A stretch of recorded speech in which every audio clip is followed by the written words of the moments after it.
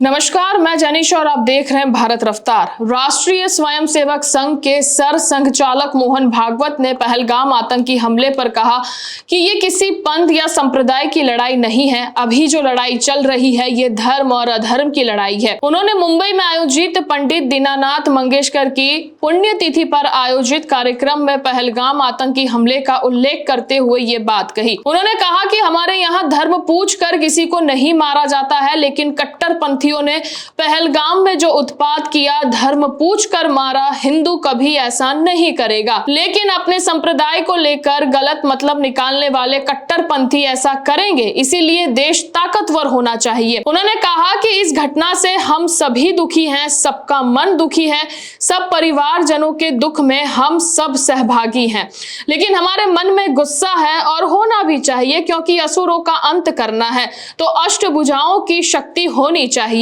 उन्होंने आगे कहा कि सृष्टि की कुछ चीजें हैं जिसको सुधारना पड़ता है, लेकिन सृष्टि में कुछ ऐसे लोग हैं जो नहीं सुधरते हैं, क्योंकि जो शरीर, बुद्धि, मन उन्हें धारण किया है उसमें अब परिवर्तन संभव नहीं है। संघ प्रमुख ने उदाहरण देते हुए कहा कि जैसे रावण वेद शास्त्र में संपन्न था, लेकिन जो शरीर उसने धारण किया था उसमें वो बदलने को तैयार नहीं था। मतलब जब तक रावण दूसरा जन्म नहीं लेता, ये शरीर नहीं छोड़ता, तब तक वो सुधरेगा नहीं। मतलब रावण सुधरना चाहिए, इसीलिए श्री राम ने उसका वध किया। वहीं संघ प्रमुख ने एकता पर जोर देते हुए कहा कि कलयुग में संघ शक्ति का मतलब होता है एकत्र होना, साथ रहना ही शक्ति है, और ऐसे समय में तो संताप होना चाहिए। उसमें कोई जात पात, धर्म, संप्रदाय नहीं देखा जाता है।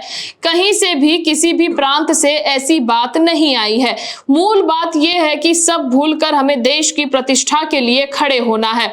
यह स्वभाव में होता है। अगर ऐसा हुआ तो तिरछी नजर करके देखने की किसी की हिम्मत नहीं होगी। आपला समाज एक करणं, कारण आता जी लढाई चालू आहे ना, ती पंथ संप्रदायांची लढाई नाही आहे. पंथ संप्रदायांचा आधार आहे, लढाई आहे धर्माची, अधर्माची आहे. म्हणून आपल्या जवानांनी कधी किंवा आपल्या इथल्या लोकांनी कधी कुणाचा धर्म विचारून त्याला मारलं नाही, पण काल ज्या कट्टरपंथ्यांनी उत्पात केला त्यांनी धर्म विचारून मारलं. हिंदू असं कधीही करणार नाही, पण आपल्या संप्रदायाचा चुकीचा अर्थ लावणारे कट्टरपंथी असं करतील. म्हणून देश बलवान पाहिजे. आपल्या मनात दुःख आहे, सगळ्यांचंच अंतःकरण जड आहे. सगळ्या परिवारजनांच्या दुःखात आपण सहभागी आहोत, पण आमच्या मनात क्रोधही आहे आणि तो असला पाहिजे. कारण असुरांचं निर्दालन जर व्हायचं असेल तर अष्टादश भुजांची ती शक्ती ती असलीच पाहिजे.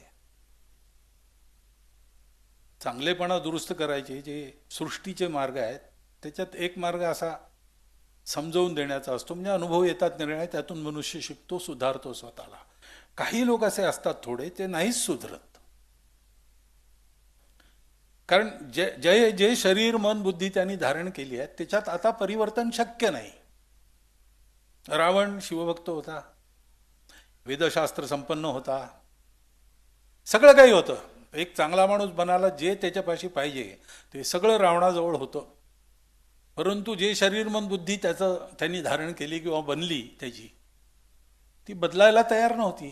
दुसरा उपायच नव्हता. रावण जोपर्यंत हा देह सोडत नाही आणि दुसरा जन्म घेत नाही तोपर्यंत तो सुधारणार नाही. त्यामुळे रावण सुधारायला पाहिजे, म्हणून रामाने त्याचा वध केला.